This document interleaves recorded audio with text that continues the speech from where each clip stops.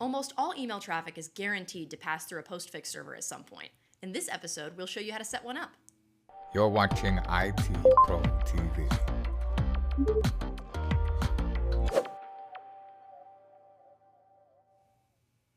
Welcome back to LPIC 2. I'm here with Don, and today we're going to talk about Postfix, the most popular email server in the world. Don, can you kind of give us an overview of what we'll talk about today? Sure. We're going to learn a little bit about what Postfix is because, honestly, most people never even see it, even though it's used so prolifically around the world. So we do want to cover some basics there. Then we're going to talk about how it works, what it does, and see how to install Postfix on a Linux system and get it up and going as an SMTP server on our network. So I know Postfix is very popular, but what exactly is it? All right, Postfix is what's called an MTA, or a message transfer agent.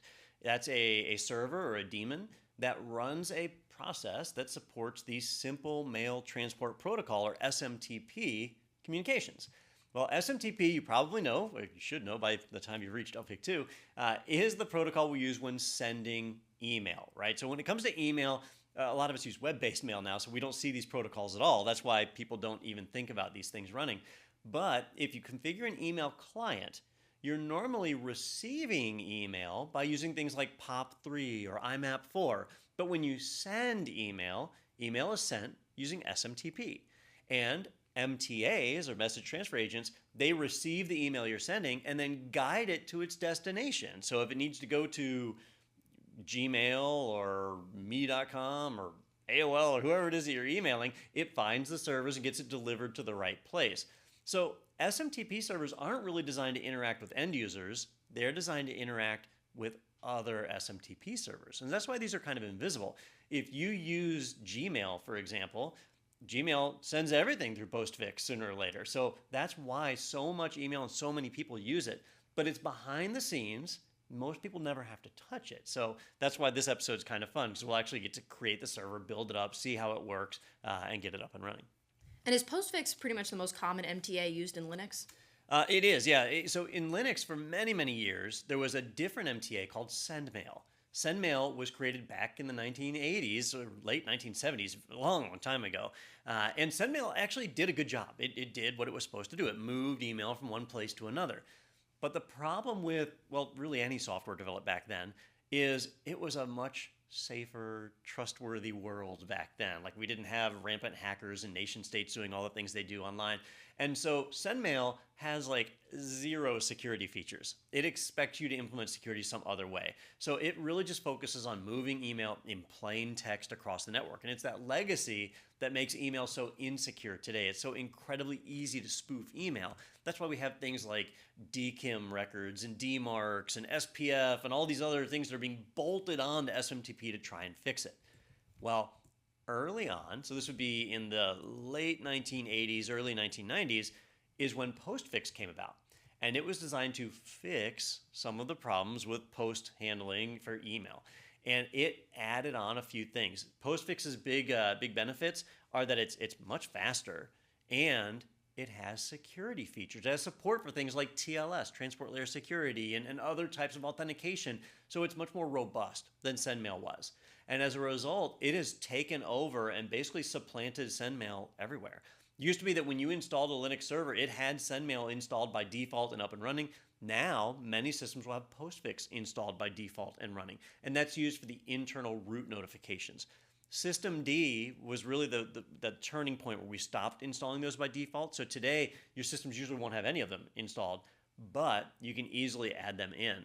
Postfix was originally developed at IBM, and it was an open source project, and the maintainer of it, he actually works for Google now. So involved in Gmail and mail handling. That's why this is so ubiquitous. But it's very robust, it's actively supported, and it is the go-to MTA for Linux.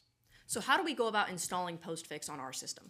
All right, well, like a lot of things, we just fire up our handy-dandy package manager and install the package. Now, this one doesn't have a crazy acronym or different names. On most systems, it is just named Postfix, and that makes it easy. But that does make things look a little more simple than they actually are. Postfix is not one binary like SendMail was.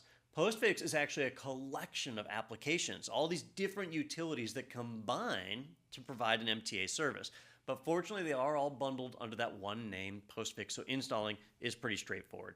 Let me show you how this is working. Well, actually, I meant to bring this up a minute ago. I've got the Postfix webpage pulled up. If you ever go to it, the webpage looks ancient because it is ancient. It was developed a long time ago, but it is actively updated. But you can see where it talks about how it started at IBM and evolved as a replacement for SendMail. So you can read all the history stuff if you want.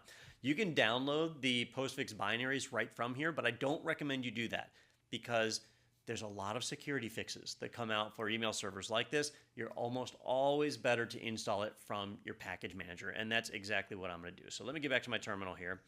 And in my terminal, all I have to do is say sudo apt install postfix. Now, I'm not going to press enter just yet. If I do, it's going to go through and it's going to install postfix, a couple of packages, and we'll be up and running. But there's actually a special menu-driven installation option that we can apply. And some distros fire it automatically, some don't. And so I've gotten in the habit of forcing that to fire. And the way we do that is by passing an environment variable to it. So I'm going to back up here in my cursor a little bit, and I'll say sudo. And then before I run apt, I'm going to add an environment variable. I'm going to say Debian underscore priority equals low, like that. And then apt install postfix. By setting the priority to low, that means I don't need this service instantly up and running. I can take my time, go ahead and give me the full menu so I can do the full installer. And this makes life a lot easier because we're going to see a little bit later the postfix configuration file is a bit of a nightmare. So having a nice little menu here is going to help us. When I run that, it's going to identify the packages like we're used to, and then I'm going to get prompted with a dialog. So this does make life a little bit easier for us. But that's how we get postfix installed, and then we just have to work on the configuration. And is there a default configuration to kind of get up and running? There is. If I had left this off, if I had not triggered the menu-driven stuff and just let it install, there is a default configuration, but it is absolutely not recommended. If you do the default, it's not terribly secure, and it allows connections. It's really easy to create what's called an open relay. If you're not familiar with an open relay, that's an SMTP server that lets anybody connect and send email to any domain. Well, spam senders are constantly looking for open relays. When they start blasting out spam, their IP address gets identified and their IP gets banned, right? Now they can't send out spam. But if they can find open relays, they can send the spam through the relay. And now it's using the relay's IP address. And you certainly don't want that. So if you're going to be implementing an SMTP server on the internet, a public one, you do not want the default configuration. That's why I always try and trigger this menu and go through and at least get a basic configuration in place. Alternatively, I could have done the quick install and just stopped the service and then gone and done my configuration. So just be aware that you don't really want to go with the default. But with a guided menu like this one, it makes life a little bit easier. Let's run through it here. It really just asks 8 or 9 things that we need to answer to get our server up and running. So here's just letting me know I need to pick the configuration that meets my need. I could do no configuration, which is going to exit, so that's kind of pointless. I could do an internet site, which is what most of us want. We're trying to send email over the internet, so we want an internet site. We could do internet with a smart host. Internet with a smart host doesn't deliver email to the various servers, like I mentioned AOL or Gmail or Yahoo or whatever. It doesn't reach out to all of them. It reaches out to a smart host, a single node. Some ISPs will provide you with a single node or a smart host you can relay through. It's a relay that you use. So if you've got one, you could choose that option. We could do a satellite system. A satellite system is basically where we are the smart host. And so we can set up our own mode that way. Or local only, that's the old default for SendMail, where it allows users on the system to email each other, and that's it. It used to be used for error reporting, so the root user would get error emails from the system. It's not like that anymore. So that's more of a legacy option. But it is there, and you still can do it. So we want an internet site. So on the next screen, I'll pick that. I've got each of the different options we just saw. I'll choose internet site. Then it's going to ask for the mail name. Now the mail name, see how it defaults to my host name? So it seems like, hey, that's a great thing to put in there. But what we're really putting in is the default domain name. If I get an email, somebody sends an email and they send it to Don. Well, that's not a complete email address, right? It should be Don at something. And so what I put here is the something that it will append to single name addresses. So if somebody sends an email to Don, I want it to add lab.itpro.tv to the end. It's the default domain name. So that's what I'm going to designate. It uses the host name of your computer, but you'll see the host name of my computer was Don's laptop or Ubuntu server or whatever it was. I deleted it now. I don't remember. So I want to make sure that I get that one correct. All right. I'll press enter on that. The next screen is who is going to receive postmaster emails. It's part of the SMTP standard that there should be an address that's postmaster at your domain so that any special notifications or warnings or whatever go to it. Who's going to get those? Well, they used to go to root, but we're not supposed to log in as the root user, right? So that doesn't make sense. So here's a chance to put in somebody else. I'll put in my account, dpzat. All right.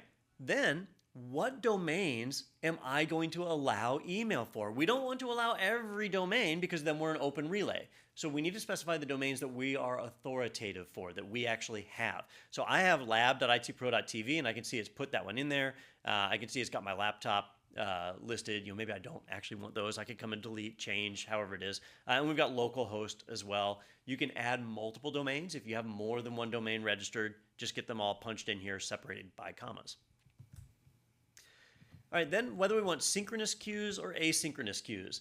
By default, when somebody connects, they can only send or receive via the SMTP server. They can't do both at the same time. And that's usually what we want. We can force that, or we can not force it and leave it up to the other server connecting to decide how they want to handle it. I'll just leave it at the default. It does warn that if we do force it, that it may run a little more slowly, right? Because we're slowing down connections. If we don't force it, somebody could connect asynchronously, and there is the potential to lose email if certain things happen. So it's just a warning on that. Most systems do allow it. Then the IP addresses that are allowed to connect. Notice how it only lists loopbacks by default.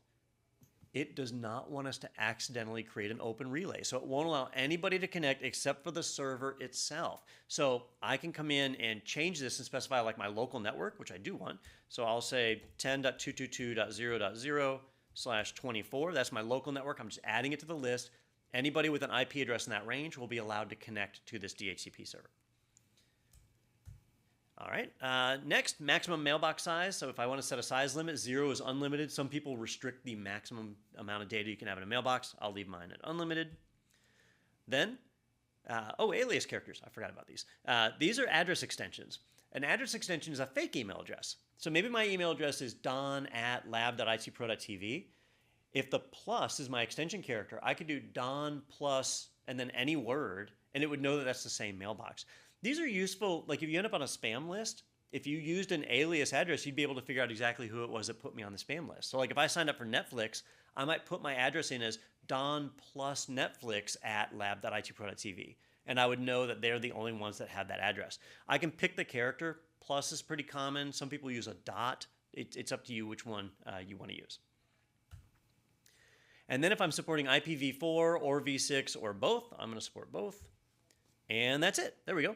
So now it's got a basic configuration, and you guys saw from the menus there, I'm not an open relay. I'm restricting the IPs that can connect. I'm restricting the domains that I will allow to receive email for, and now the server is installed and configured. So now that we have the setup complete, how do we modify the configuration afterwards? So there's a few different things that we can do, and we do want to modify the configuration. It is technically up and running, but it's not incredibly useful right now. We're basically able to send email, but even receiving email is dicey because we don't have our mailboxes mapped and all that. So we have some more work to do. There's two ways to modify the configuration, and I'm going to call them the easy way and the hard way. So the hard way is the classic way, which is modifying the configuration file.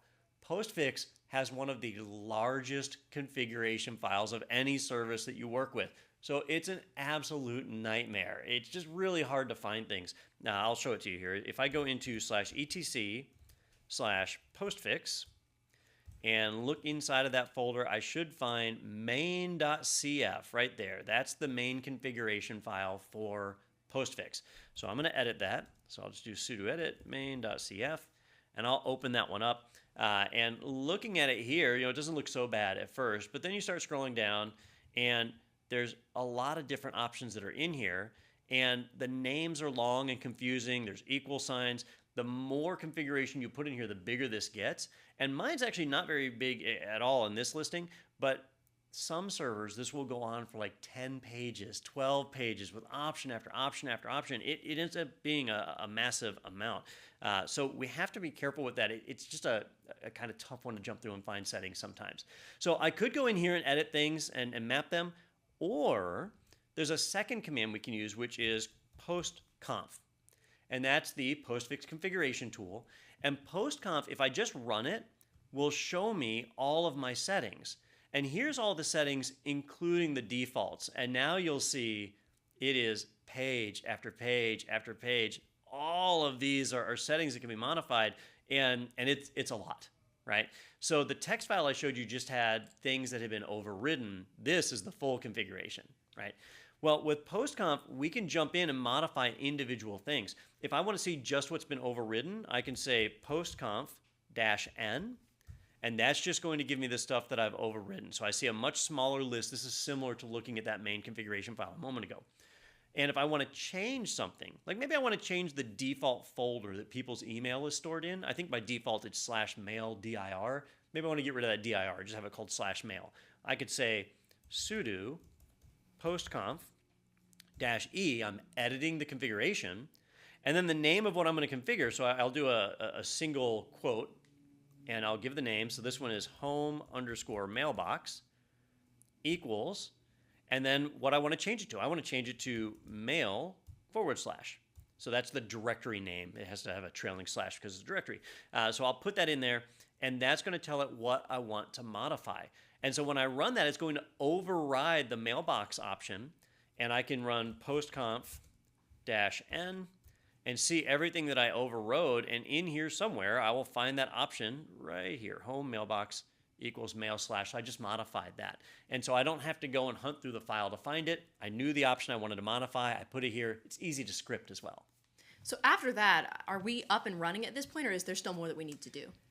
Technically, the server's done, but I did mention mailbox mappings. So we don't have any mailboxes mapped. It doesn't know about mailboxes we have or what users have what addresses. So that's usually the logical next step for postfix, is coming through and defining that. So what I'll do from here is, first off, I need to define a mapping file. We don't have one by default inside of /etc/postfix, so I'm going to create one.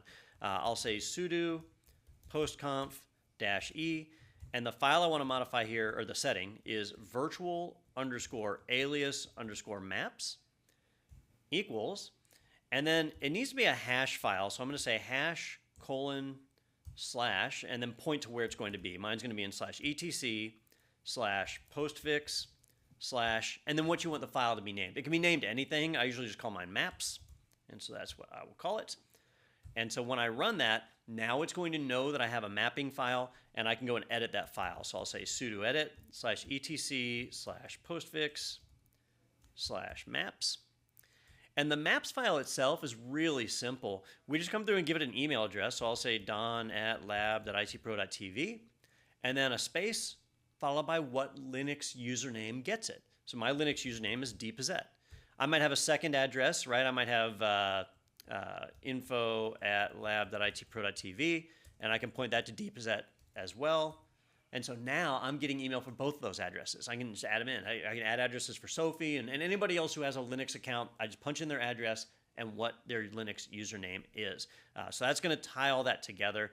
Then when I get out of my configuration, I need to tell postfix to read all of that. So I'll say sudo postmap/etc/postfix/maps. So that's going to tell it to read that file and load those maps, so it knows I've got those addresses. And it would be a good idea to restart. I haven't restarted since defining the mapping file, so I'm going to go ahead and restart postfix so that that gets loaded. And once that's done, now we do have those mappings are in place. It's ready to receive those emails. It's a functional SMTP server. So do we have to put in a firewall rule for SMTP? I've not done that. Yeah, so that is going to be blocked. So I'll need to open it up on the firewall. So for me, I've got sudo UFW status. Let's see what I've got open. My firewall is not turned on, so that would be a problem. So I'll say sudo UFW enable. So let me get that turned on. There we go. And so then I'll say sudo ufw allow. And from here, you could say like 25/TCP. That's the minimum port that you need for SMTP. Or you could say sudo ufw allow postfix. It has an alias for it. And that's going to add it in. And that'll add a few extra ports as well, like if you're doing secure SMTP and so on. I usually go a little bit further and restrict the IPs that can connect. We did that in the postfix configuration, but you could do it in your firewall as well. So those are all different options for opening the firewall.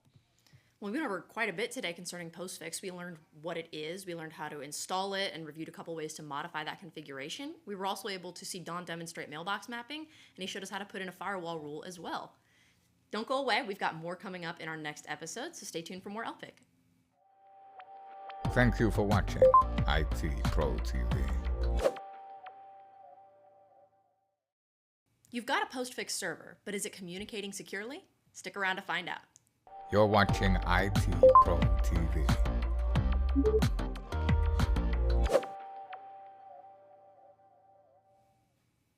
Welcome back for more LPIC 2. This episode is all about securing postfix with TLS. So can you kind of give us an overview of what our objectives are for this? Sure. We want to talk a little bit about the default configuration of postfix and how it's not secure, and go into some of the ways that we can secure it, particularly using TLS and attaching certificates to our servers so we can have encrypted SMTP communications. We're going to see that whole process right here in this episode.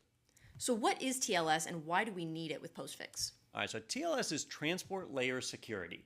And what it does is it provides us an encrypted connection that can carry the traffic of any protocol. So it's not an email specific thing. It can be used with practically anything. You use it all the time when you communicate via web pages or print to secure printers. They leverage TLS to secure a lot of what they do. Well, makes sense we can do it with email as well. The big problem with email was that when it was originally developed, it had no encryption, no security features to speak of because it was only used on private, trusted networks. Well, the internet changed a lot of that, and now we're in this dangerous world where we can't have unencrypted email being transmitted. If we do, the problem that we run into is that anybody could intercept the email in transit and they could read it. They could even modify it. There's no hashing or signatures or anything like that. So somebody could modify an email or even just completely spoof an email, forge an address and send it. SMTP would be totally happy with that. Wouldn't stop you at all. So what the postfix developers decided was we need a way to fix it, but we need a way to fix it and conform to the standard. SMTP is a documented IEEE or IETF standard that has certain rules around it, and encryption is not defined as one of those rules. So they needed a standards compliant way to apply encryption, and they chose to use TLS for that. So SMTP still works exactly the same way as it did before. It still communicates using all the same commands, protocols, still unencrypted. But when it's put inside of a TLS tunnel, it's now encrypted and that information is protected. So it's a great way to kind of provide that security.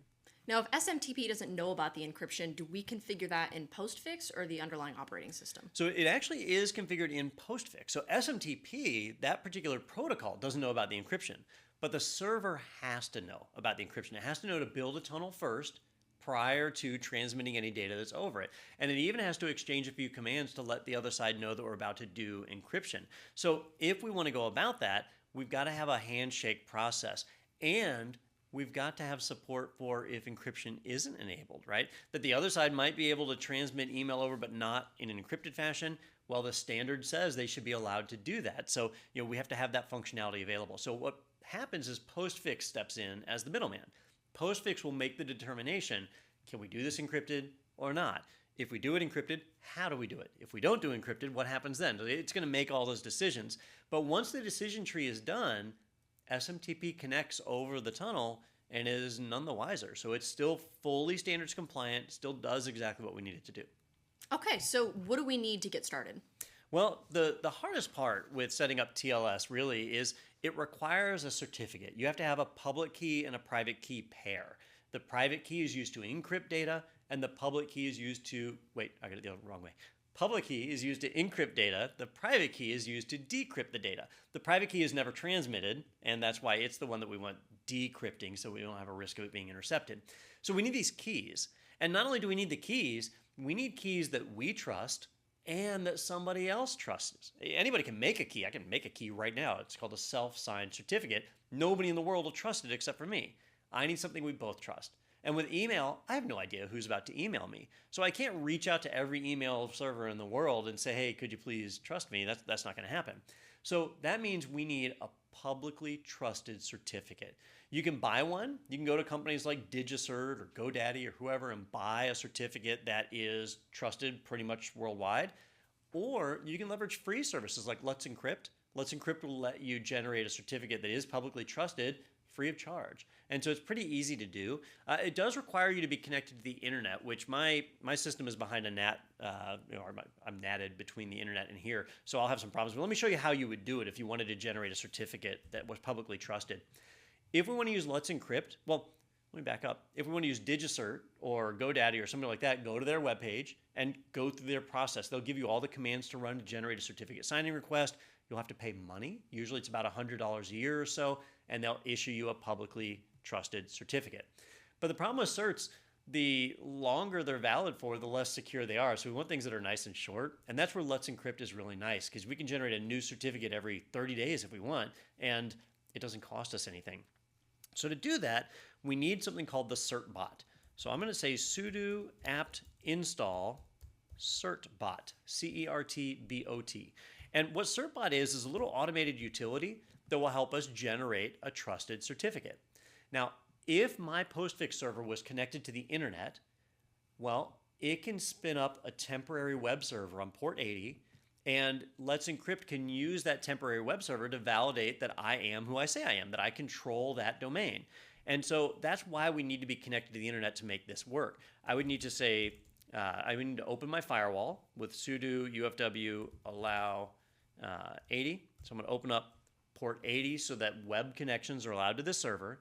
And then I would just say sudo certbot, cert only. I'm going to generate a certificate. And then -- standalone. I'm not going to be signing other certificates. This is just a standalone server. -- RSA - key - size. I'm going to set my key size to 4096 bytes. And then if I'm like running this automated, there's a terms of service document that pops up that we have to agree to. If it's automated, I just need that to happen automatically. So I'm going to say -- agree - TOS, and then -- preferred challenges. If I'm doing this manually, I could generate a certificate signing request and go and manually submit this, but if I want it to be automatic, I want to change the challenge. Oh, I'm missing a hyphen. It needs to be preferred - challenges. And change that to HTTP. In other words, I'm saying I'm running a web server. So if I say I own this domain, you should be able to connect to that domain on the web port and see that it's me. So that will verify my identity. And then it needs to know the domain. So I'll say -d lab.itpro.tv. Now I would need to update my DNS records for lab.itpro.tv to point to this host. I have not done that, and I'm also not connected to the internet. So this is going to fail for me. But when you run it, it's going to reach out and connect, assuming you spell everything right. I spelled challenges wrong. That's the hardest part, is getting all the spelling right. There we go. And so it's going to ask me a few things, like what's my email address. So I might say don@lab.itpro.tv. And I have to agree. I told it to agree to the terms of service, but whatever. We'll say yes. Actually, that's not the terms of service. That's sharing information with the EFF. So anyhow, it goes through and it tries to generate the cert. See how the challenge failed? It wasn't able to reach out for me because I'm not actually connected to the internet. But once that's done, it will generate publicly trusted certificates for you, and it'll tuck them away inside of /etc/let's encrypt /live. And I don't have that folder, but I would have a live folder in there. And in that folder, we would have a couple of files, which would be the certificates that we need to authenticate and encrypt our communications and have it be trusted. Now, does Postfix automatically find the certificate, or do we need to modify the configuration? So Postfix does not find the certificates. It actually has some, yeah, it would be too easy. They have some fake certificates that are in the config, and it's very obvious that they're fake. They're actually called snake oil. Because they want you to know, like, these certificates don't actually work. So we would need to change it and point it here. And that's because Postfix, they don't know that we're using Let's Encrypt or GoDaddy. They don't know where we put these certificates. So that's why we've got to go in and tell it. So once I had my certificates in place, I need to go and modify Postfix so it's aware.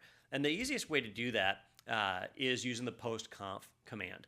I'm going to run postconf, and I'm going to pipe that into grep. And there's two settings that control this. So I'll do a single tick. I'm going to look for smtpd underscore TLS underscore cert. And then I will do a pipe symbol, which I have to escape. So that's why I did a backslash there, backslash pipe symbol. And then I'm also going to look for smtpd underscore TLS underscore key. Those are the two settings that I'm looking for. And so when those come out, I can see the certificates they're pointed at. Oh, and there's snake oil. So I can see the two certs and see the names that they're pointed to right now. So SSL cert, snake oil. Those are just there so you don't get errors when postfix starts up. It wants to have a certificate. But those are not good enough for encrypting data. We can't rely on those. So we're unencrypted right now. I need to modify those to point to my certificates. So to do that, I'm going to use that postconf command again. I'll say sudo postconf -e. So I need to edit. I'll do a single quote smtpd, I can spell it, underscore TLS underscore cert underscore file equals, and then I'm going to point it to where that file is. Mine is in /etc/let's encrypt /live. And then the cert file, this is the public key. And so the cert file, or the one that I share publicly, would be called full chain, or wait, inside of /live, then it's the domain name. I'm forgetting, because it didn't create it for me, so I can't cheat and use that. But it'll be, in my case, lab.itpro.tv /fullchain.pem. So that's where the public side of my certificate is stored. So I'm going to run that. Then I'm going to pull it back up again. I'm going to change the line. Instead of smtpd TLS cert file, this time I want it to be the smtpd TLS key file. This is the private key, the one that I don't share with people. This is the one that's used to decrypt data. And so I will come in and point it. It's not called full chain. It's actually called privkey, privkey.pem. And these are the default names with Let's Encrypt. If you use something else, the file names might be completely different, right? So put in the appropriate name there. In fact, they might not even be PEM files. They might be PSK or something of this, a different format. .cer is pretty common. So whatever that file extension happens to be, just punch that in. I'll go ahead and run that. And so there we go. So now it's got them. If I pull up my config again, I can see I'm not pointing at snake oil anymore. I am pointing at Let's Encrypt. And I do need to restart postfix in order for that to take effect. Now, I'm not going to restart it just yet, and that's because those certs don't actually exist on my system, so I'm going to get an error. It won't restart. But at this point, I could do a systemctl restart postfix. It'll restart, it'll load the certs, and now I've got a postfix server that's capable of doing encryption. And from there on out, would all email be encrypted in transit? You'd think it would, but not necessarily, right? So sometimes yes, sometimes no. What we just did is we enabled what's called opportunistic encryption. So whenever postfix connects to another SMTP server, if the other SMTP server asks for encryption, we'll turn it on. But if the other side doesn't ask for encryption, we won't turn it on. So what we just did is we enabled the possibility to do encryption. We didn't actually turn it, we did turn it on, but it's not like enforced. So we can kind of see that in the config. Let me bring up, I'm going to do postconf again. And this time I'm going to look for smtpd underscore TLS underscore security underscore level. So there we go. So my current TLS security level is set to May, right? Not May the month, but May as in we may use encryption, we may not, right? So that's how we know it's opportunistic. It's an option. We could use it. And that's the default setting in postfix. And the reason they kind of do that is because of the standard. The standard for SMTP says that we have to support unencrypted connections. And so that's the default setting. That's what postfix is doing. Now, you said it's not enforced. Can we enforce encrypted email? You can enforce it. It is possible. It's just a simple setting to turn it on. However, and so this is where we have to do the disclaimer, it violates the standard, right? So the SMTP standard says you have to allow unencrypted connections. So the basic rule, if you go and read the IETF standard, is if this is a private SMTP server only on your internal network, yeah, you can force it. But if it's a public SMTP server, if it's sending and receiving email on the internet, you can't enforce it. Now, can't is a funny word. They're telling you can't, but you can do it. And tons of people do. There's a lot of people where when they set up an SMTP server, they go ahead and enforce it. The thing is, when somebody connects with SMTP, they connect just regular, and then there's a command they issue called start TLS, which is what actually begins the TLS session. If we enforce it, start TLS has to be the very first thing they issue, otherwise the connection drops. And so that creates compatibility issues. You can end up with some dropped email. Some people might not be able to deliver email to you. But if you want to enforce it, I'll show you how to do it. What we do is we say sudo postconf-e, and I'm going to modify smtpd underscore TLS underscore security underscore level equals, and I'm going to set it to encrypt. And when I do that, now it's forced. When somebody connects, they have to issue the start TLS command first, and actually I'm going to issue it too, so my server will spit out start TLS right away. And if the other side accepts, they'll build up an encrypted session, and now we'll share email securely. If the other side doesn't accept, we hang up. Just put the phone back on the receiver, and that's that, right? So the connection drops. And so technically that's a violation of the standards. That's why it's not forced by default. But really easy to do it. Once that's set, you just restart postfix, and now you're only accepting secure connections. Well, I mean, today we were able to talk about why TLS is so important, and we were also able to look at how to obtain TLS certificates, and as you just showed us, a way that we can kind of circumnavigate the law a little bit by enforcing email encryption. So that's all we've got for today for this episode, but stay tuned. We've got more LPIC coming up, so stick around. Thank you for watching IT Pro TV. If you need support for IMAP or POP, Dovecot can do it. Stay tuned to see how to set it up. You're watching IT Pro TV.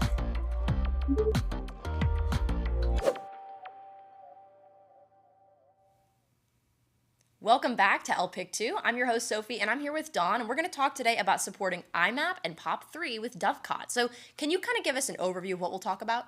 Sure. We're going to get a quick introduction to Dovecot for those of you who may not have heard of it before. Then we'll go through the process of getting it set up. We'll bring up a POP3 and IMAP4 server, test it to make sure it's working, and then, I don't know, what's the fourth recipe? Profit? Just go from there. Well, before we get to that, let's go ahead and get the basics out of the way first. What is Dovecot, and why would I want to use it? All right, so Dovecot is probably the most popular open source POP3 and IMAP4 server that's out there. Let me bring up their website here. It's just dovecot.org. Basically, the server itself is called Dovecot, but it offers various services inside of it. And you'll see the primary thing they promote on their site. It's a secure IMAP server. All right, they don't even mention POP3 here, and that's because of the two protocols, IMAP is far more popular. Now, if you're not familiar with these, I don't blame you. Most people today just use web-based email. And in open source projects, Roundcube is probably one of the more popular web-based email clients that are out there. And when you use a web-based email, you just fire up a browser and that's it. But if you're using a dedicated client, something like Thunderbird or Microsoft Outlook or something of that nature, well, those rely on protocols like IMAP and POP3. POP3 is the Post Office Protocol version 3. It's been version 3 for almost 30 years now, so it's a very, very old, mature protocol. And it was one of the earlier client access protocols that were available. It would let you connect to a server, download your email, and off you went. Extremely basic. It didn't have support for folders and organization. If you read an email on your client, the server didn't mark it as read, like you didn't have read synchronization like that. If you deleted something, if you like downloaded from the server to your client, it was gone from the server. So you didn't store emails in multiple places either. Very, very basic. IMAP is the Internet Mail Access Protocol, and that one is designed to be a lot more feature-rich than POP3. It added a lot, and if I kind of scroll down here on IMAP's page, on Dovecot's page, they'll talk about some of the features that they've got. But really, what IMAP adds is the ability to do things like have folders. And if you mark something as read on your client, it's marked as read on the server and on any other client that you have. And so you have a lot more power with IMAP. So typically when people are using client-based email from like a mobile phone, various apps, things like Thunderbird, you're going to be configuring an IMAP server. Now, Dovecot can do both. And so in this episode, we're going to set them both up at the same time. In real life land, it's up to you, though, to choose which one you want. Once you've got it set up, though, it's kind of one of those set it and forget it type programs. We need a MTA, a message transfer agent, to be able to send email, but then we leverage Dovecot to be able to receive email. So a very common configuration is to pair up Dovecot with Postfix. Postfix handles sending email, Dovecot handles receiving it, getting it to our users, and off we go. Now we've got a great solution. Maybe we stick Roundcube on top of that, and now we've got web-based email also. It's just up to us how we want to go about that configuration. Well, that all sounds good to me. So how do we get Dovecot installed and get it running? All right, well, the first thing is we need to get some packages installed. And Dovecot typically has a handful of packages available. Here, let me show you. I'm on an Ubuntu 20.04 machine, and I will just do a quick sudo apt list Dovecot star. I just want to pull up all of the Dovecot packages. You'll see a bunch of stuff in here. Some of it is really important, some of it isn't. The two main packages we care about, there's Dovecot-IMAPD, so that's the IMAP part of Dovecot. And then there's Dovecot- somewhere in here, POP3D right there, which is the POP3 server. If I want to support both, I just need to install those two packages. If I only want IMAP, I just install the IMAP package. Or if I just want POP, just install that one. Everything else in here is kind of optional depending on what you want to do. If you want to tie into an LDAP directory, it's got support for that. If you want to use a MySQL server, it's got support. Depending on the features, you may or may not need some of these packages. Some may install by default just to give it the database it needs to store email. I'm going to get mine set up for both. So I will do a sudo apt install dovecot-pop3d and dovecot-imapd. All right. And it doesn't say IMAP 4, but it is version 4. So we'll just throw in IMAPD on the end there. Those are the two packages I want. And I can see it's actually suggesting a number of other packages, but it's not actually installing all of those. It's installing the two that I asked for, as well as Dovecot Core, and then a few text packages also. So don't think it's actually installing all of that stuff, although some of it we may actually need a little bit later, especially this guy, Dovecot LMTPD, which we'll see in our Civ episode. So I'm just going to install those two packages, let those run through, and once that's done, you'll see it creates all the configuration files, drops Dovecot in place, and now it's installed. Pretty simple. Well, if some of the other things that we've installed are any indicator, I would imagine that the default configuration is probably not quite good enough. So what would you say is the minimum configuration to make Dovecot useful? All right, you're exactly right. Any of the email services generally don't work by default because they don't want you creating an open relay or accidentally exposing somebody's email. They want to give it a chance for you to secure the system. And this is true too. It has actually installed Postfix and turned it on. I mean, Postfix, Dovecot. It's installed Dovecot and it's running. It's turned on. You can see it's even done some things like created rules for UFW. See processing triggers for UFW right there. So it's got some entries that it's updating and doing things of that nature, but we do still have a little bit of extra legwork we need to do just to get this thing up and running.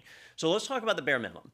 For the bare minimum, the first thing I need to configure is user authentication. People need to be able to log in to get to their email. So we need to get that set up. Then we also need to set up the integration with Postfix. When an incoming email comes in, it comes in via SMTP. So it's going to go to Postfix. And Dovecot needs to know about that so it can see the email, grab it, get it in the right person's mailbox, or oftentimes it's already in the right person's mailbox. So Dovecot just needs to be notified so it can do a new email notification and so on. So we've got to tie those together. Now, if you watched our Postfix episode, you've already seen how to install it, and I'm actually using the same server from that Postfix episode. So now we're just going to tie Dovecot into that and give it a go. So the first thing I'll do is get authentication configured. I'll say sudo edit / before I dive into it, let me show you Dovecot's configuration files because they're a little strange. I'm going to go into /etc/Dovecot, and in that folder, you'll see a dovecot.conf file. On some distros, the entire Dovecot configuration is right in that one file. But on newer distros, you'll see a conf.d folder. And if you go into conf.d, you'll see a bunch of configuration files where they've broken out each individual piece of the configuration. On a positive, this makes the configuration a lot more portable. It's easy to move it from one server to another. On a negative, boy, does it make it hard to find stuff. Like, I've got 20 different config files here, so I've got to figure out which one is the right one to go to.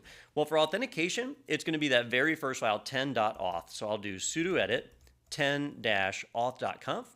and we'll pop that one open. It's very well documented. You'll see a lot of information in here. Most of the lines are commented out. In fact, almost all of them. The first line that is uncommented is the one that says authentication mechanisms, and right now it's set to plain. There's actually a bunch of different authentication mechanisms that you can use. You see several of them listed here, like if I want to use GSS API, if I want to use MD5 hashes or whatever, I can tie into other directories. It just depends on what you've got set up. With the plain authentication, that usually means I've got what are called virtual users, users defined in Dovecot that don't actually exist in Linux. I'm going to use my actual Linux users, though. I've got a user account. I created an account for Sophie, so if I want us to be able to log in, it needs to know about that. So in addition to plain authentication, I'm going to add login, which will give us the regular Linux-based login authentication. All right, so that's going to help my users to be able to get in.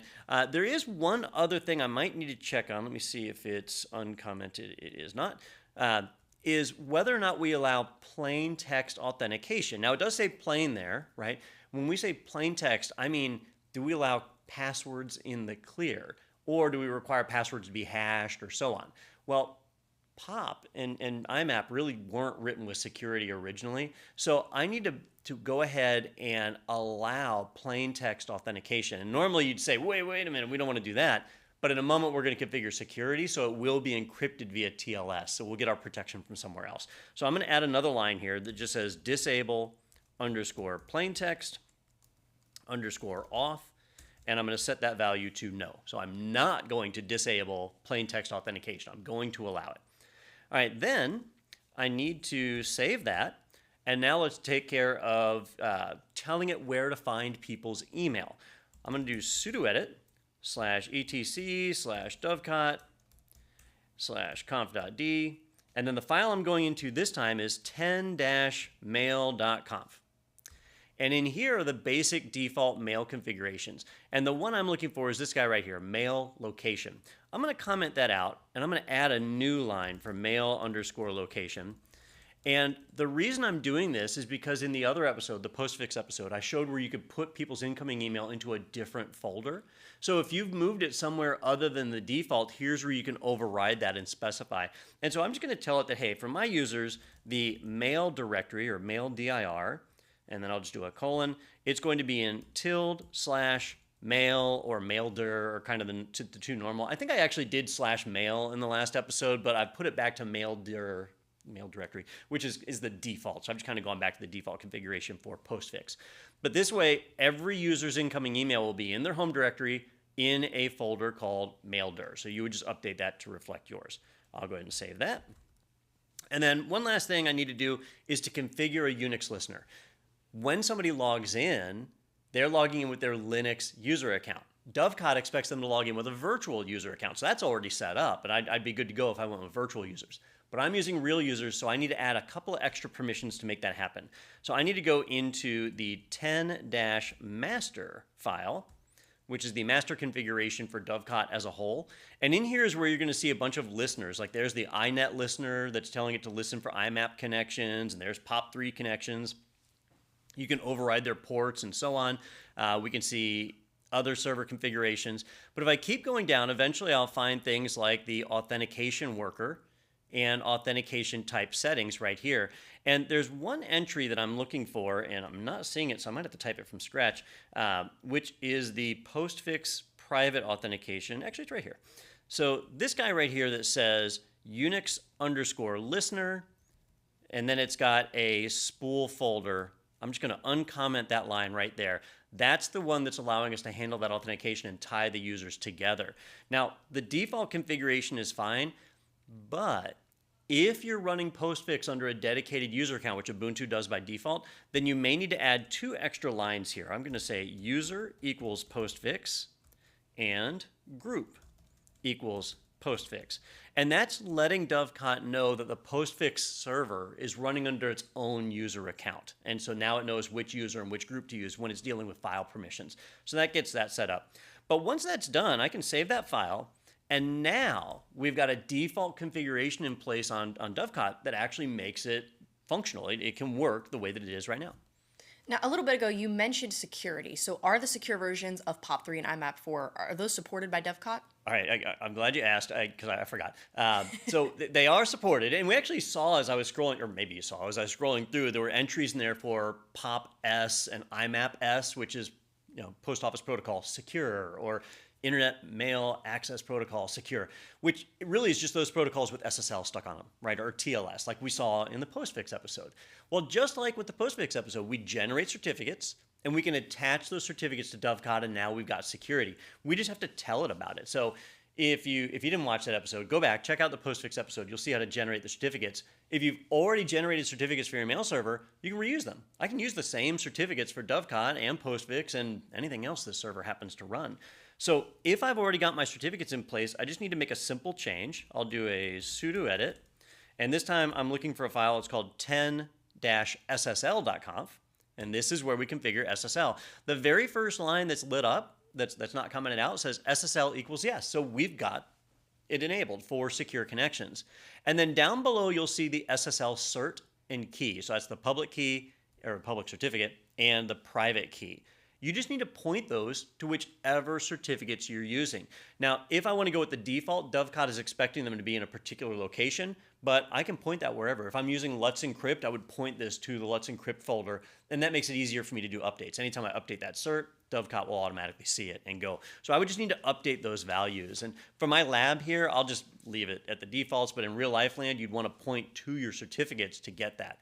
Now, the secure connections are a little bit different than our unsecure ones. So POP3, for example, unsecure POP3 connections are on TCP port 110. But once you turn on security, they're actually on port 995. It's a whole different port. Same thing with IMAP. IMAP's unsecure connections are on port 143, and the secure connections are actually on 993. So it's a different port number. So the reason I bring that up is once we've got that set up, we just need to make sure we open those on our firewall. But fortunately, there's some easy shortcuts we can use. I can say sudo ufw allow, and there's an alias called Dovecot POP3, like that. And so that's going to open up regular POP3, and then I can run the same thing and just add the word secure to it, secure POP3. Then I can repeat that same process for IMAP, which I do have to spell right. There we go. And secure IMAP.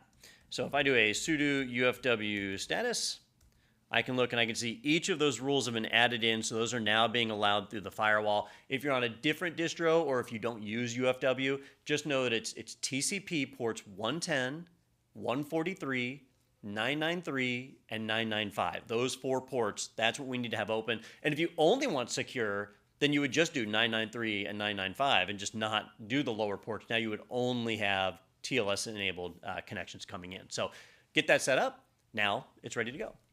And before we wrap this episode up, how can we test to make sure the server is up and running? All right, a couple of different ways. The first thing we should do, and I'm thinking about it now, I haven't done it myself, I need to restart Dovecot. We've made a lot of configuration changes and haven't restarted it. So I'm going to do a sudo systemctl restart Dovecot. When we installed the package, there was Dovecot-pop3d and Dovecot-imapd, but the service is just one service, just Dovecot. So I'm going to restart that. And if I have a bad configuration, that's usually my first indicator if I get an error there. So let me do a sudo systemctl status Dovecot. And I can see mine's active and running. If there was an error, I would see it down here in the log messages. But otherwise, I can see that it started it. It's running IMAP and POP3. It's up, and it appears to be happy. So that's good. Another quick test I can do is I can use the Telnet client to connect in. POP3 and IMAP, they're plain text protocols by default. So if I telnet into the plain text ports, I should be able to log in, authenticate, whatever. I'll test POP3. So I'm going to telnet to 127.0.0.1. It's just my loopback, so telnetting into the server, but I'll tell it to use port 110. And when I do that, hopefully I see a banner message like this. It says Dovecot ready. And that's a good confirmation. If I really want to test, I could actually try and log in. I could say user dpossett. All right, it took that. And then I can say pass and put in my password. Mine is password123. And it says I logged in. All right, so now I know my user authentication is working. If I got an error, I would know to check that out.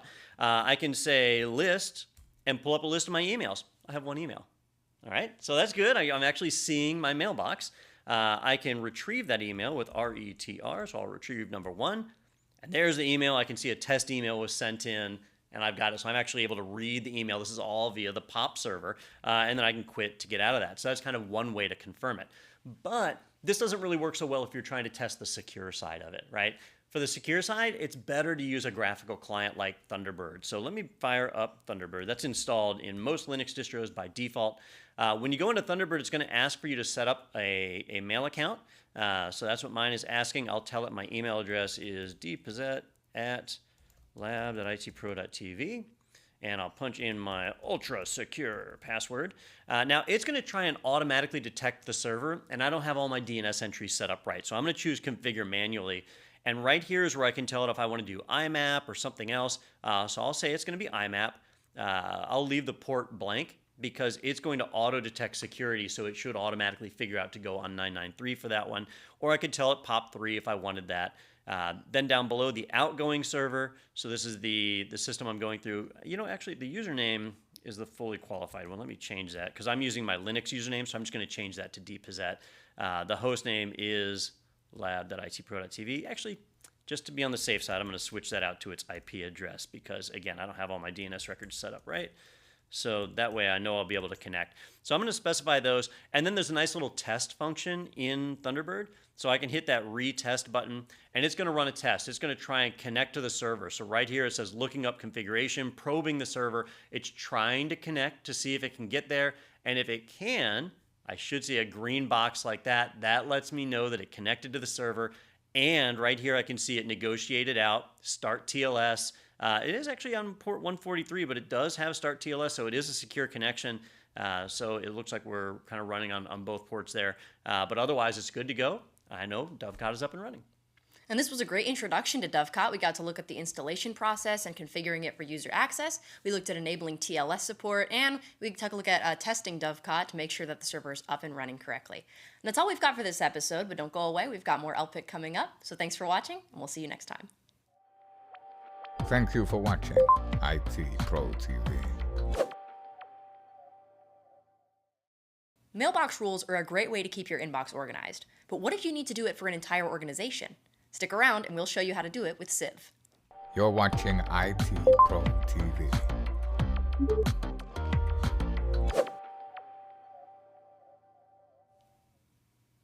Welcome back. I'm your host, Sophie, and I'm here with Dawn for more LPIC 2. This episode is all about using Civ to filter email, which, from what it sounds like, it's a pretty good tool. So could you give us an overview of what we're going to talk about? Sure. We're going to learn about what Civ is because it's one of those kind of secret hidden services that runs in the background most people never see. So we'll talk about what it is. Then we'll see how to get it installed on a Linux email server and get it configured to apply some global email filters across all of our users. Now, is Civ part of Dovecot, or is this something separate entirely? It is something separate entirely. Civ is its own project, and it's got its own RFC. Let me bring up its homepage, and I'll show you. First off, Civ, it's spelled S-I-E-V-E, pronounced Civ, and it is a filter. It's just designed to filter, but really, it's not just a filtering service. It's an entire filtering language. And if you look on their website, it says Civ is a language for filtering email messages. So it's really a language first and a service second. So a lot of the services that we use, things like Postfix, Dovecot, SendMail, Roundcube, you name it, fancier things like Spam Assassin, ClamAV, all these different features that we might add on to email, the majority of them, actually I believe all of them, have support for Civ. So it's kind of nice that it's one filtering language, that if we learn how to write this one language, we can use it in many different places. So while it's not built into Dovecot by default, Dovecot absolutely has support for it. And so we can tack that on, and now we can use the Civ filter there. Same thing with Postfix, same thing with SendMail, same thing with ClamAV. Something like ClamAV would be a little bit different. We would use the filtering language to say what emails go to the antivirus scanner and which ones don't. And if somebody fails the antivirus scan, what do we do with the email? We would use our Civ filters to be able to define that. So that's really what it is. And it is an IETF standard. So if you pull it up, it's RFC 5228. And it's not exactly the most exciting read that you're going to do in a given day, but it's 41 pages of syntax. So the filters are very, very powerful. There's a lot that you can do with it, filtering based on size, origin, destination, keywords, header tags, metadata, that you can filter by just about anything. And the actions you take are pretty robust as well. So if you're ever bored and want to, you can go through and read and learn all about it. I'm going to show you some just kind of more common, simple filters at the end of the episode. But that's what Civ ultimately is a filtering language that we can then use to manipulate how email is delivered or where email goes when it enters our system. So what do we need to do in order to use Civ with our system? All right, well, we need to think about the services that we use and where it makes sense to tack that on. In our example so far, if you've been watching all these episodes in order, we've built a postfix server. So that's our SMTP or MTA, our message transfer agent. That's what's handling incoming and outbound email moving between servers. And then we configured Dovecot for our client access. That's what's doing POP3 and IMAP4. Well, when email comes in, it has to be transferred from postfix over to Dovecot. And so it makes sense that that's a great place to apply our filters. We can filter email before it makes it to the end user and move it to wherever we need. That's one place we could apply this. We could also leave it to our end users. They could write their own Civ filter rules, and I'm kind of chuckling on the inside because this never happens. But if you had more technically talented users, they could write their own Civ rules on their own mailbox, but they're usually going to rely on their mail clients. Things like Outlook and Thunderbird, they have their own rules that they write, which in a lot of cases are just a fancy GUI stuck on top of Civ. So they might be using it without even thinking about it. But on the server, it makes sense to do it in between your MTA and whatever client access that you're using. So we're going to do it in between Dovecot and postfix. So the first thing that I've got to do is I've got to get Civ installed. It's not installed by default. And so there's a couple of packages that I'm going to need. I'll do a sudo apt install. And the main one that I need is dovecot-civ. That's what's going to add the Civ support to Dovecot. So it's an official package. And then I'm also going to add dovecot-manage Civ D, which is a daemon for managing the Civ service. And then the last thing I'm going to add, this one's a little bit strange, is dovecot-lmtpd. LMTP is the local mail transport protocol. Normally, any email coming into postfix is received and then deposited in the user's email folder. It assumes local delivery right into a folder. But we need to change that. We need email to come in and then go to the Civ filter. And only after going through the filter, then make it into the user's mail folder and Dovecot picks it up. So that changes the mail flow. So to help us do that, we need LMTP to do it. That local mail transport protocol versus remote mail or routing between SMTP servers. Here, it's just routing between services on the local server. So that's why I've got to add LMTPD and get that put in place. Some Linux distros will have LMTPD already installed as part of their postfix install. Ubuntu is not one of them, so that's why I've got to install it here. So I'll run that. It's going to go through the installation, and you'll see it modifying Dovecot's configuration, modifying postfix's configuration a little bit, and getting that kind of dropped in. I need to do another thing. LMTP is installed, but it's not enabled, so I need to get that enabled. So to do that, I'm going to say sudo edit /etc/dovecot.conf, dovecot/conf.d. I forgot we're doing our sub configuration files. This is going to be 10-master.conf. So I'm going to go to my master configuration. And looking at the master configuration, you'll see the various listeners that are turned on. And as I scroll down, I can find service LMTP. So right here, I've got a Unix listener for LMTP. And it looks like it's turned on, but there's no configuration options inside of it.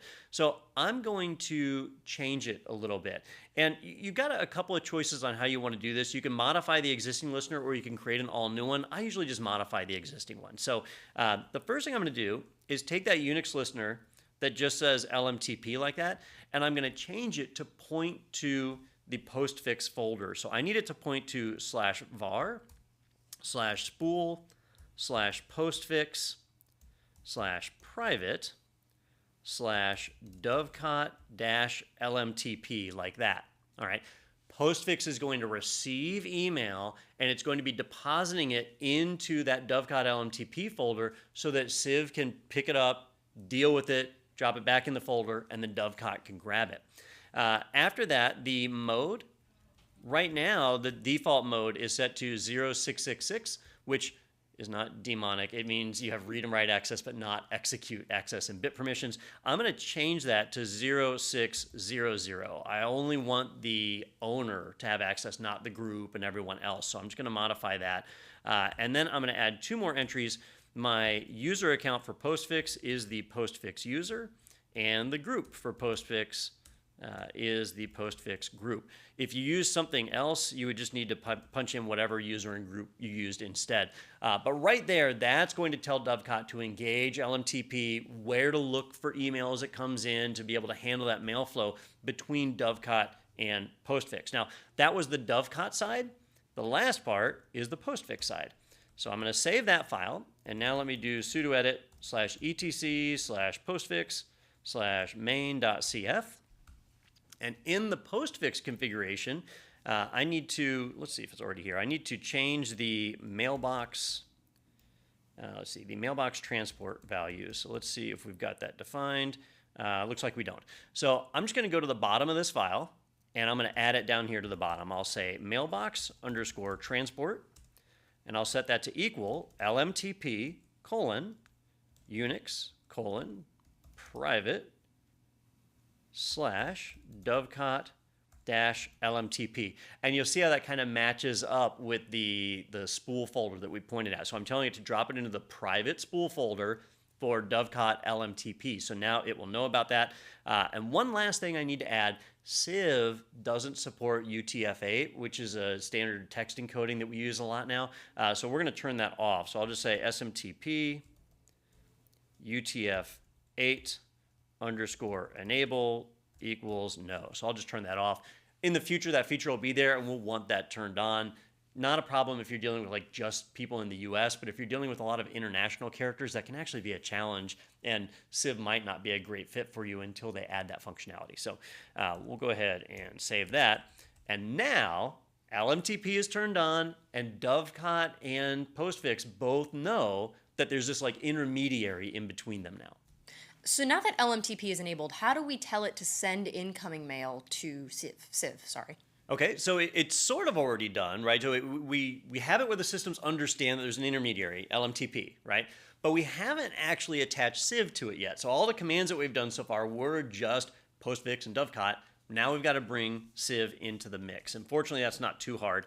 I need to modify LMTP's configuration, so I'll do sudo edit /etc/conf.d/20-lmtp.conf. That's the LMTP configuration.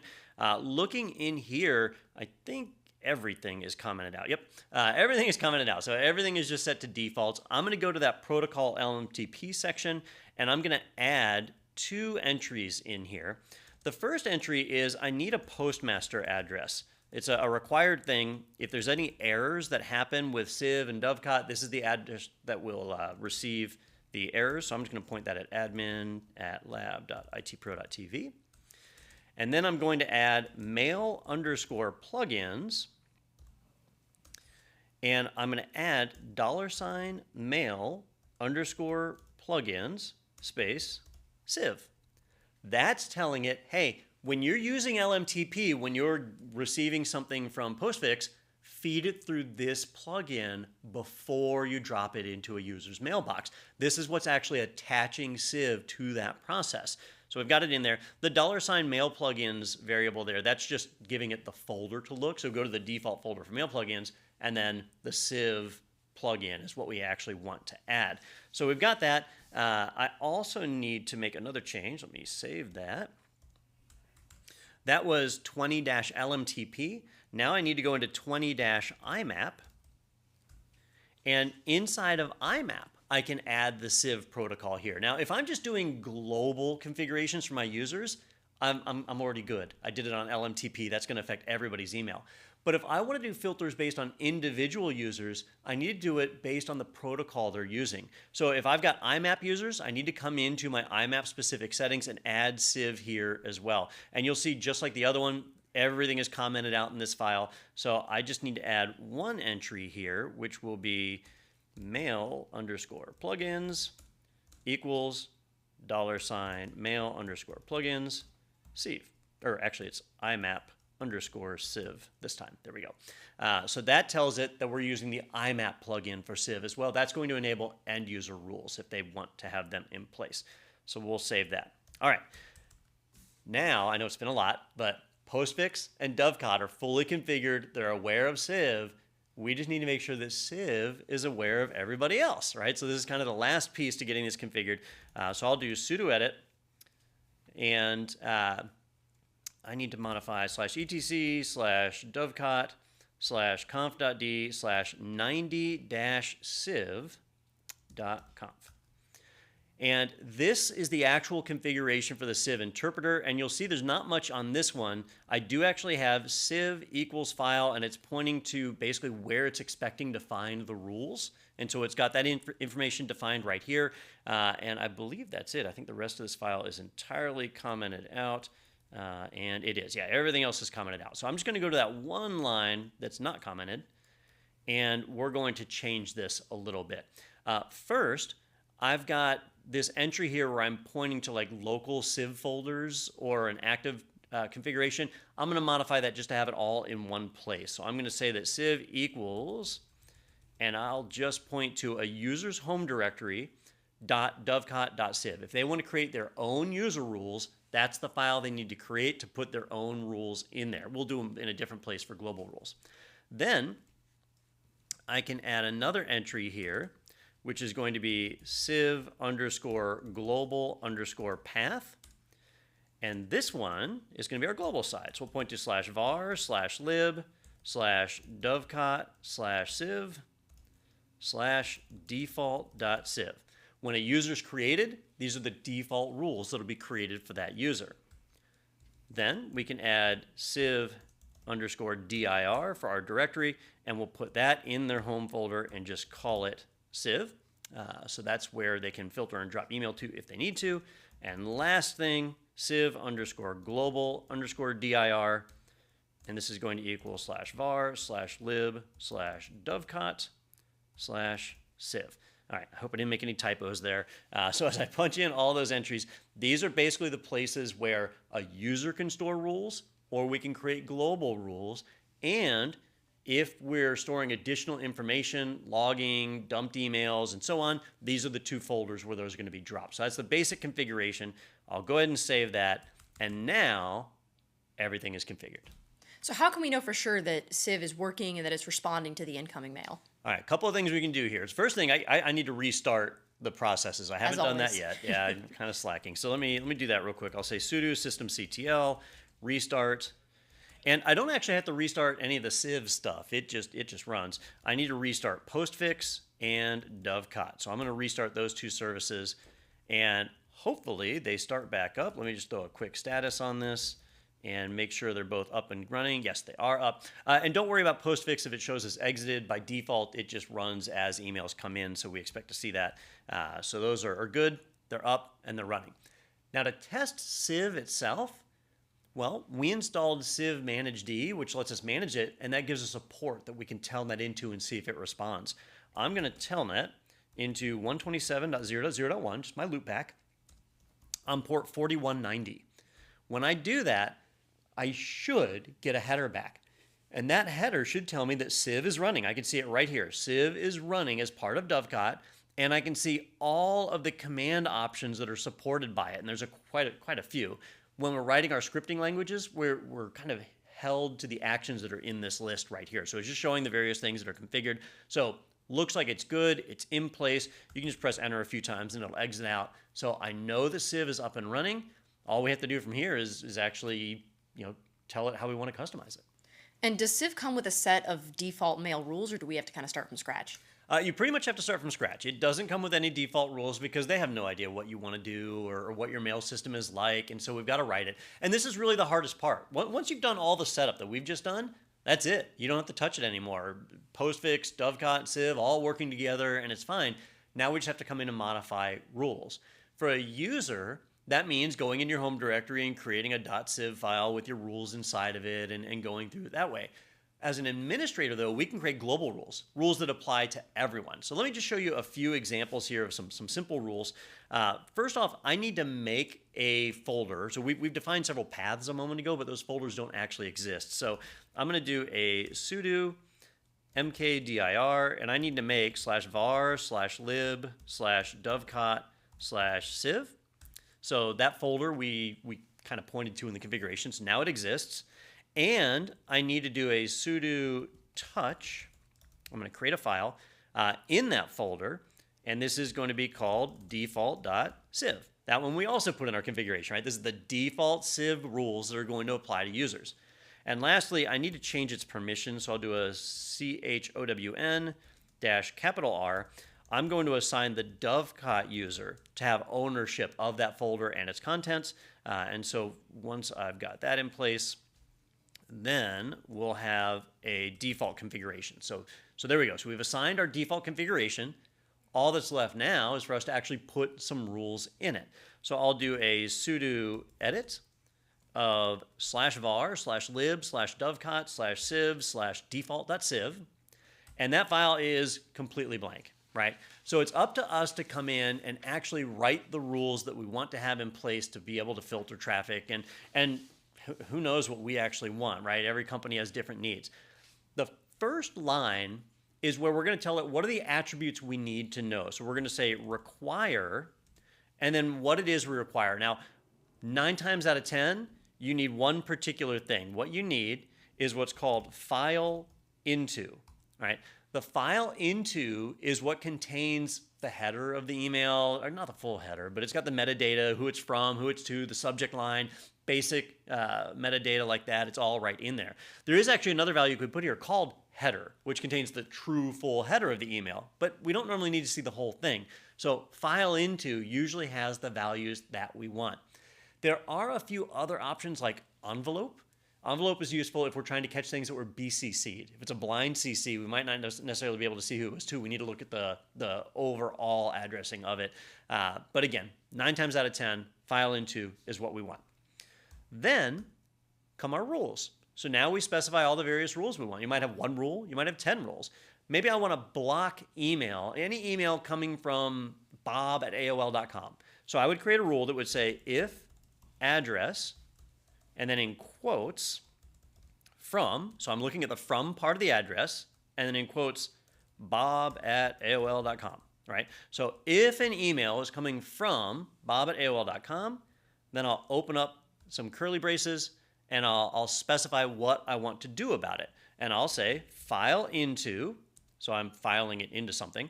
I'm going to file it into a folder called junk. Just stick it in the junk folder, right? And then I can close the brace, and that's that, right? So I've created my first rule. Pretty straightforward. If I want to get like a domain, I don't want email from AOL at all, right? I could come in and say if address :contain. So this is an operator. Now I'm saying, does it contain something?